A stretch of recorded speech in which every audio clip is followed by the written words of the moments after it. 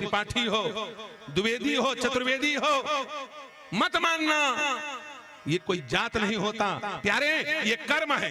क्या है? जो तेल निकाले वो तेली, जो मैल निकाले वो महत्तर, महत महत्तम महत्तर। ये मेहतर जो बोलते हैं ना, ये गलत भाषा है। महत्तर, महत महत्तम महत्तर, श्रेष्ठ, अति श्रेष्ठ, परम श्रेष्ठ। क्यों? ये क्यों श्रेष्ठ होता है प्यारे? जितना श्रेष्ठ एक महात्मा होता है उतना ही श्रेष्ठ एक महत्तर होता है। उसको हीन दृष्टि से मत देखना, वरना हिंदुओं नष्ट हो जाओगे, तुम बचोगे नहीं। उनको मिला के चलो। जोत से जोत जलाते चलो, प्रेम की गंगा बहाते चलो। जोत से जोत जलाते चलो, प्रेम की गंगा। जोत से जोत जलाओ। महत्तर निंदनीय नहीं होता, महत्तर अछूत नहीं होता। महत महत्तम महत्तर संस्कृत का शब्द है, ये कोई जाति नहीं है, ये उपाधि है। क्या है? ये जात नहीं, ये उपाधि है। क्यों? अपने घर का मैल तो सब साफ करते हैं। तुम जब 5 साल तक के थे तो तुम्हारी माँ ने तुम्हारा मैल साफ किया, लेकिन उसके बाद तुम्हें अपना मैल खुद साफ करना पड़ा। लेकिन प्यारे, आज तुम बचपन में थे तब तुम्हारे माँ ने मैल साफ किया, जब तुम 55 में पहुंच गए तो एक महत्तर ने तुम्हारा मैल साफ किया। वो माँ से कम है क्या? वो गली गली अपने घर को सब साफ करते हैं, लेकिन जो दूसरों का मैल दूर करे वो श्रेष्ठ नहीं, वो अति श्रेष्ठ नहीं, वो परम श्रेष्ठ होता है। इसलिए वो व्यक्ति अछूत नहीं होता है। अब मैं तो कहता हूं, एक महात्मा जितना श्रेष्ठ होता है उतना ही श्रेष्ठ महत्तर होता है। यदि महात्मा वंदनीय है तो महत्तर भी वंदनीय है। काम में केवल इतना अंतर है, दोनों का काम एक है, दोनों मैल साफ करते हैं। महात्मा भी मैल साफ करता है। एक महात्मा जितना श्रेष्ठ होता है उतना ही श्रेष्ठ महतर होता है। ये शब्द कहे व्यासपीठ से कदमगिरी पीठाधीश्वर श्री राजीव लोचन दास जी महाराज ने। अयोध्या में होने वाली श्री राम लला प्राण प्रतिष्ठा के उपलक्ष्य में बाचावानी के जरारिया मैरिज गार्डन में राम कथा महोत्सव का आयोजन 11 जनवरी से 15 जनवरी तक किया जा रहा है।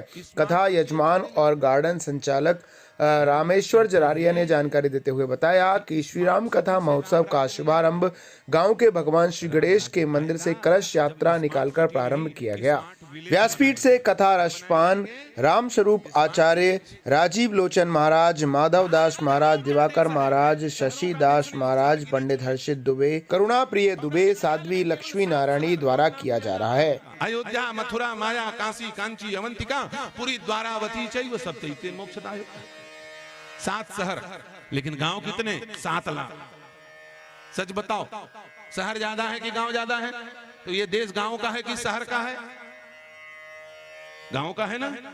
इसलिए राम गांव को प्रोत्साहित करते हैं। शहर को छोड़ के चले आए अयोध्या को। अयोध्यापुरी को छोड़ा तो आगे किष्किंधापुरी आ गई। क्या आ गई?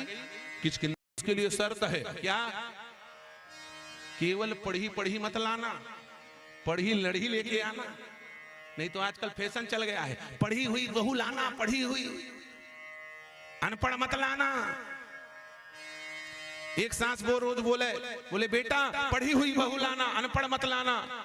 बेटा ने कहा ठीक है, बहुत पढ़ी पढ़ाई मिल गई है, चलो लेके आते हैं। क्या पढ़ी है? बोले MSc है ना, MSc पढ़ी हुई है। अच्छा, बहुत बढ़िया। कौन से विषय को लेके पढ़ी हुई है? बोले बॉटनी है कि नहीं। अब वो बहू आ गई, सास बड़ी खुश।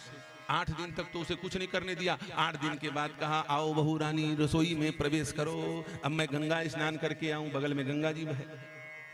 बहू ने कहा बहुत अच्छी बात है माँ, क्या करना है? बोले भोजन बनाना। बोले बहुत अच्छी बात, मैं भोजन बना के रखती हूँ। अच्छे से बनाना। बोले बिल्कुल अच्छे से बनाऊं, पढ़ी लिखी हूं। पढ़ी लिखी करने गई 8 बजे, 1 बजे लौट के आई।